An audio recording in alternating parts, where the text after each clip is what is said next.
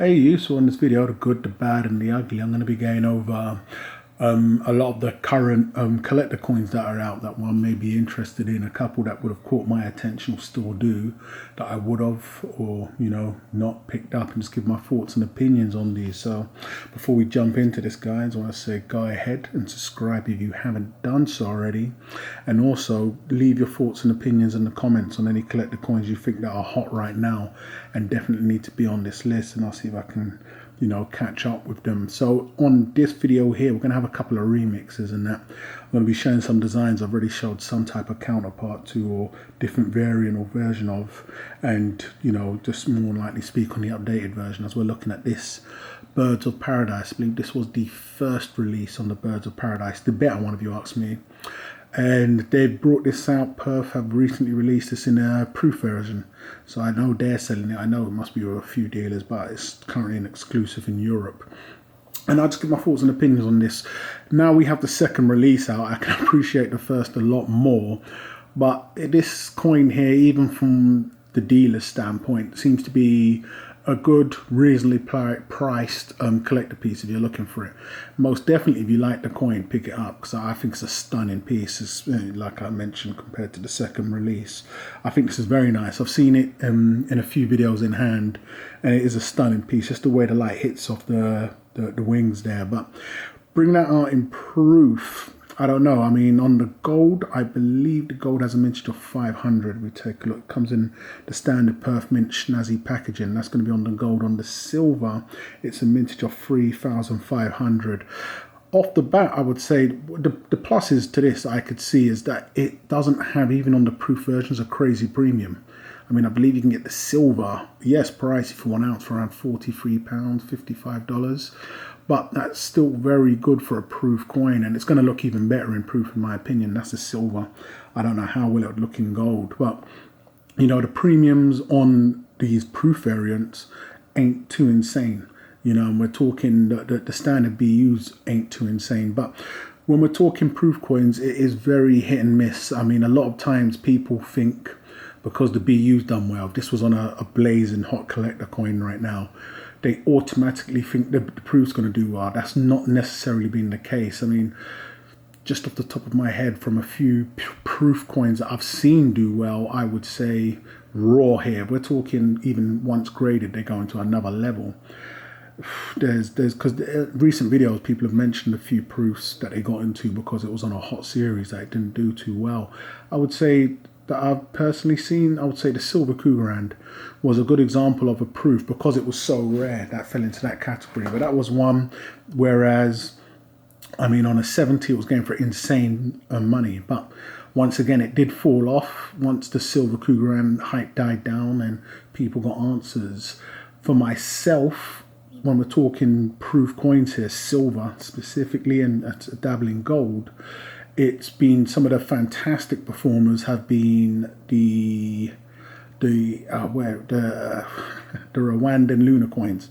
Those were fantastic in raw and graded. I mean, you was looking at the Rooster, $400 to $500, the nautical ounce around the same price, and there's another one at the top of my head. Maybe I'll blur it out in a minute. But there's been a handful that have not done well at all and that have flopped. And this is the dangerous thing of jumping on the proof coins in general, because you're paying a larger premium straight off the bat. Somebody mentioned the Dragon Phoenix. The BU done fantastic. The proof, I don't know. You'd have to let me know. But they was complaining that it didn't do too well. I got involved in a lot of the Kookaburra 1 ounce proofs, and they was very bad. Everyone I either was looking at the time or did pick up have gone on to be in the dealer bargain buckets. The Luna 2 1 ounce proofs have also been not good for me. Once again, not saying they are bad. Let me know if they've done well for you. There was a few more that have also just not been very good. So when we're talking proofs, especially when you're paying a larger premium for them, you have to be very careful. So the appeal of this one, once again, says that it's on a low premium. They know what it is. It's a stunning piece. I mean, to pick this one up and it being not far off the original gold price and proof, it just may be something worth doing. But these are the proofs that are currently out. So Getting on to the next new coin that's just released or out and about right now is going to be the African wildlife leopard, the Somalian leopard. Now, this is from the guys, I hope I'm right here, that do the Somalian elephants, I believe so. And so they've done, this is the second in the release. It's nothing in terms of proof yet. So we've got the BU release again. So the gold, I believe, is on a mintage of 1,500. And then they also have a silver on a mintage of 33,000, I believe. Nope. So the silver's on a 30k mintage, and then the gold is on a 1,000 mintage. Excuse me. So there's the silver there. Issues I have with these, the same issues as to why I'm not heavily involved with the Somali elephants. They had a very bad problem when it came to their quality control. I mean, they was up there with Canadian Mint.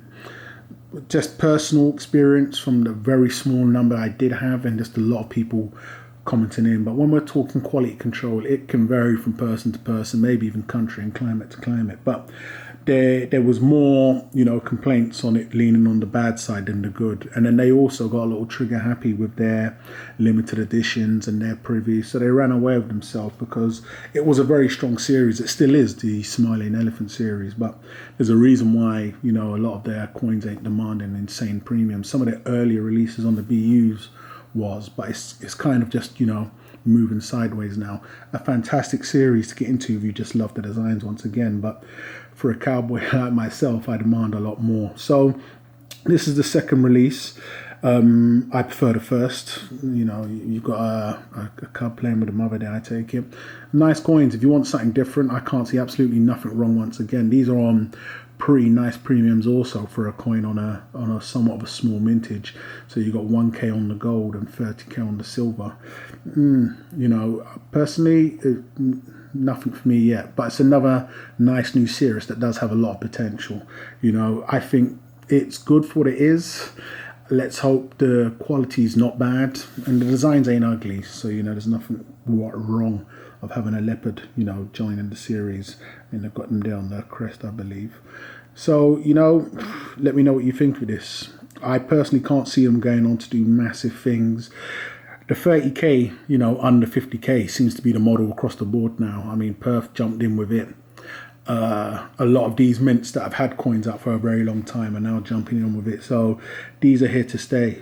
So what will it do in the long term for some of your older coins? Who knows? But 50k and below seems to be the norm nowadays. So this is the Somalian Leopard series. So next is going to be a remix in a different version, and that's going to be the Germania Coins. We've been asked a few times about this, but this is the bread and butter. This is what people have been waiting for. I would have personally been waiting for, and it's going to be the proof gold and silver. So they're coming in this snazzy packaging, 100 on the gold and I believe 1,000 on the silver. Thoughts and opinions, as I done on the BU and even on the coloured version. I think the Germania is a nice coin. I personally wasn't massive favour of the different variant colours they came out with, and their model and their planet is what it is. They've made a name for themselves. It's picking up traction, a lot of traction. They seem to be doing well in the secondary market. I chose not to be in, but I can definitely appreciate these coins on the sideline. I think it's stunning. We just need to wait and see how well they do moving forward on the series from the next to the next, and how well these hold up. But there seems to be a pretty good strong demand for them. They're loved in the community and everybody else. So nothing wrong with this. The price it's around what you would expect right now with what dealers would price this at. It's created enough buzz for dealers to put this upwards of 2,000 euros plus. So we're talking around £1,800, 1,000. No, we're talking £1,800. I don't know where we are in dollars, 2,003 or something like that. So it's created that much of a buzz for itself. The gold, would I pick this up? Personally, I would have, drop it while it's hot, see what you can get out of it, and move on to the next. But it does look stunning in the proof variant. I've been asked a few times about these. I still think it's a stunning piece. Private mint, so it's a round, but absolutely nothing wrong with that. They can deliver the goods and just move strong. Personally, I would have preferred if they didn't go too hard and all these different variants and crosses and all this craziness. One of the main reasons I've just decided to stay away, when the mint's too active and just trying to really churn it out, cater to the collectors. But I understand they are technically doing that. When I say collectors, you need to put a cowboy before that.